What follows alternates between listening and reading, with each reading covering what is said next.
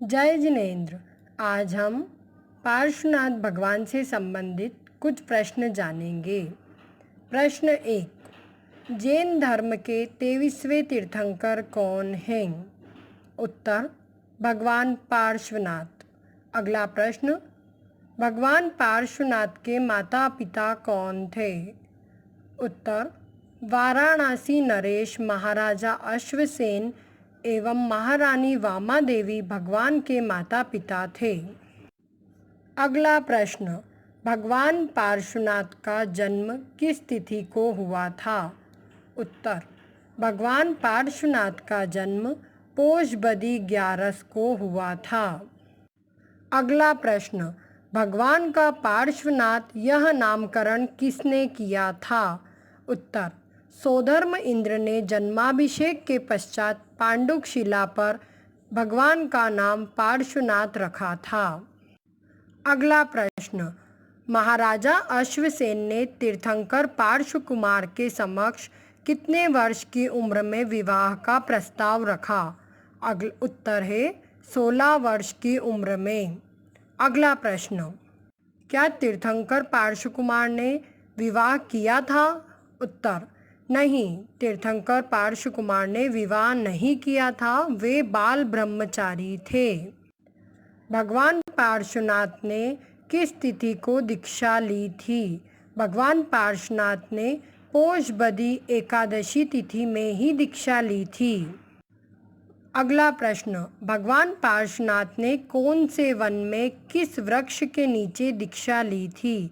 उत्तर, भगवान पार्श्वनाथ ने अश्व नामक वन में वट वृक्ष के नीचे दीक्षा ली थी।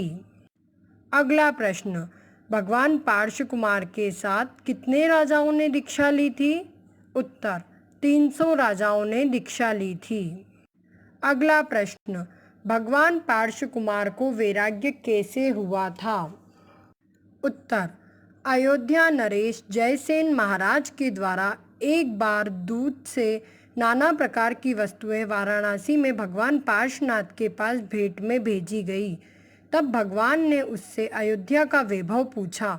तब दूत ने सविस्तार भगवान ऋषभ देव के अवतार का वर्णन किया, जिससे उन्हें राज्य सुख वैभव से वैराग्य हो गया। अगला प्रश्न, भगवान पार्श्व कुमार को कितने वर्ष की उम्र में वैराग्य हुआ? उत्तर, 30 वर्ष की उम्र में। अगला प्रश्न, भगवान पार्श्व कुमार ने उद्यान में क्या देखा? उत्तर, भगवान पार्श्व कुमार ने एक तापसी साधु को पंचाग्नि तप करते हुए देखा। अगला प्रश्न, वह तापसी कौन था? वह प्रभु पार्श्व के नाना अर्थात वामा देवी के पिता थे। अगला प्रश्न, उन्हें देखकर प्रभु पार्श्व ने क्या किया? उत्तर, प्रभु पार्श्व बिना नमस्कार किए वहीं खड़े हो गए। अगला प्रश्न, यह देखकर तापसी ने क्या सोचा? उत्तर, तापसी ने सोचा, मैं इसका नाना हूँ, फिर भी यह मेरी विनय नहीं कर रहा। ऐसा सोचते सोचते तीव्र क्रोध में आकर वह हाथ में कुल्हाड़ी लेकर लकड़ी चीरने लगा। अगला प्रश्न, तापसी को लकड़ी चीरते देख पार्श्व कुमार ने क्या कहा? उत्तर, पार्श्व कुमार ने कहा, हे तापसी, यह लकड़ी मत चीरो, इसमें नागयुगल बैठे हुए हैं। यह सुनकर तापसी ने क्या किया?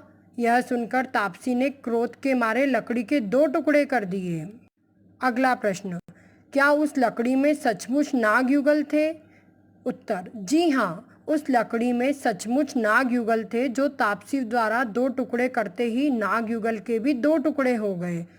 अगला प्रश्न, भगवान पार्श्वनाथ ने उन्हें कौन सा मंत्र सुनाया? उत्तर, भगवान ने उन्हें दिव्य उपदेश देते हुए महामंत्र 9कार सुनाया। अगला प्रश्न, भगवान के उपदेश सुनते ही नागयुगल शरीर का परित्याग करके कहाँ गए? उत्तर, देव योनि में धर्मेंद्र एवं पद्मावती देव हो गए। अगला प्रश्न, यह तापसी कौन था? क्या इसका पार्श्व कुमार से बैर था? उत्तर, यह कमटचर का जीव था, जो आनंद मुनिराज की हत्या के पाप से 5वें नरक में जाकर 17 सागर की आयु तक असीम दुखों को भोगकर निकला था और बहुत काल तक अर्थात 3 सागर तक पशु योनि में त्रस स्थावर पर्यायों को धारण करते हुए पुनः कुछ कर्म भार के हल्के हो जाने से महिपाल में राजा महिपाल हुआ, जिसकी पुत्री वामा देवी थी। अगला प्रश्न, भगवान पार्श्वनाथ की केवल ज्ञान की तिथि क्या है? उत्तर, चैत्र कृष्णा चतुर्दशी। अगला प्रश्न, भगवान पार्श्वनाथ के समोशरण में प्रथम गणधर कौन थे? उत्तर, स्वयंभू स्वामी। भगवान पार्श्वनाथ के समोशरण में अन्य कितने गणधर थे? तो भगवान पार्श्वनाथ के समोशरण में अन्य 9 गणधर थे तथा कितने मुनि एवं आरिकाएँ थी? 16,000 मुनि तथा 36,000 आरिकाएँ थी। मुख्य आरिका सुलोचना थी। भगवान पार्श्वनाथ के समोशरण में कुल श्रावक तथा कितनी श्राविकाएँ थी? भगवान पार्श्वनाथ के समोशरण में कुल 1 लाख श्रावक तथा 3 लाख श्राविकाएँ थी। भगवान पार्श्वनाथ ने कहाँ से मोक्ष प्राप्त किया? उत्तर, भगवान पार्श्वनाथ ने सम्मेद शिखर पर्वत से मोक्ष प्राप्त किया। अगला प्रश्न, कौन सी तिथि में भगवान को निर्वाण हुआ? उत्तर, श्रावण शुक्ला सप्तमी। उस तिथि को किस नाम से जाना जाता है? उत्तर, मोक्ष सप्तमी पर्व के नाम से, मुकुट सप्तमी पर्व के नाम से जाना जाता है। जय जिनेंद्र।